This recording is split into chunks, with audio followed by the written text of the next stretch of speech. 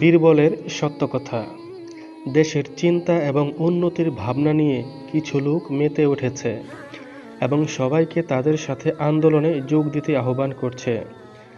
তাদের যত চিন্তা হলো দেশের জন্য আর জাতির জন্যে, কিন্তু নিজের জন্য কি কোনো চিন্তা করতে হবে না? আল্লাহওয়ালাদের অন্তরে যে চিন্তাটি বিরাজিত রয়েছে, ওদের অন্তরে যদি সেই চিন্তার সামান্য ছোঁয়াও লাগতো, তাহলে সব আন্দোলন ভুলে যেত, সব সমস্যার সমাধান হয়ে যেত। আর এই সব চিন্তার স্পর্শ নিজের চেষ্টায় অন্তরে বুলিয়ে নিতে হয়, এমনিতেই অন্তরে ভিড় করে না। কিসের চিন্তায় হজরত ইব্রাহিম আদহাম বলখি রহমতুল্লাহ আলাই সিংহাসন ত্যাগ করেছিলেন? তার প্রধানমন্ত্রী দিশাহীন হয়ে তাকে খুঁজতে লাগলেন এবং সন্ধান পেয়ে বললেন, হুজুর, রাজপ্রাসাদে ফিরে আসুন, সিংহাসন ও মুকুট সামলান, আমরা আর পারছি না। মন্ত্রী পরিষদ পেরেশান আর দেশের মানুষ বেকুল হয়ে পড়েছে। তিনি বললেন, আমার নিজের ভাবনায় আমি মরে যাচ্ছি। এই ভাবনা যার অন্তরে আছে, সে মানুষের সম্পর্কের এই হক আদায় করতে অপারগ। মন্ত্রী আরজ করলেন, কি সেই ভাবনা যার কোনো চিকিৎসা হয় না? আমাকে বলতেই হবে।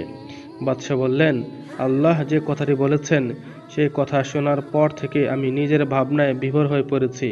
আল্লাহ বলেছেন, ফারিকুম ফিল জান্নাতি ওয়া ফারিকুম ফিস সাঈর। একটি দল থাকবে জান্নাতে আর এক দল যাবে দোজখে। এখন আমি কোন দলে থাকব, এই ভাবনা আমাকে বিভোর করে তুলেছে। আপনি দূর করুন আমার এই দুঃখ। মন্ত্রী আরজ করলেন, হুজুর, আমি আপনার দুঃখ কিভাবে দূর করব? আপনার কথা শুনে আমিও ওই একই ভাবনায় পড়ে গেলাম। আমাকে রক্ষা করবে কে? বাদশাহ আকবরকেও একবার এই ভাবনা পেয়ে বসেছিল। তিনি শাহী মহলের শয্যায় শুয়ে আরাম করছিলেন। চারিদিকে ঘন কালো অন্ধকার। একটি মাত্র প্রদীপ বাদশার কক্ষকে আলোকিত করে রেখেছিল। হঠাৎ দমকা হাওয়া এসে প্রদীপটি নিভিয়ে দিল। বাদশাহ দুই চোখে অন্ধকার দেখে শঙ্কিত হলেন। কবরের নির্জন অন্ধকারের কথা মনে পড়ে গেল।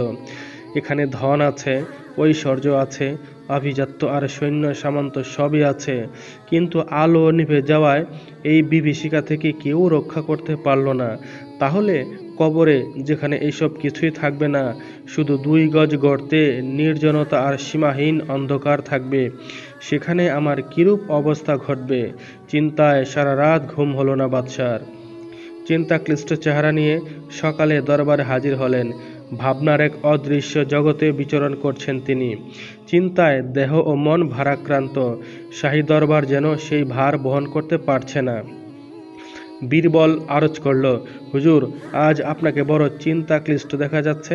বাদশাহ বললেন, রাত্রে এইরূপ একটা ঘটনা ঘটেছে, যার কারণে ভাবনায় উদ্বেলিত হয়ে পড়েছি, অন্তরকে কোনো কূলে ভিড়াতে পারছি না। বীরবল আরজ করল, হুজুর, এটা কোনো ভাবনার বিষয় নয়। আমি একটি কথা আপনাকে জিজ্ঞাসা করতে চাই যে, রাসূলুল্লাহ সাল্লাল্লাহু আলাইহি সাল্লাম দুনিয়াতে কত বছর অবস্থান করেছেন? আকবর বললেন, 63 বছর। আর ইন্তেকাল হয়েছে আজ কত বছর হলো? আকবর বললেন, 1000 বছরেরও বেশি।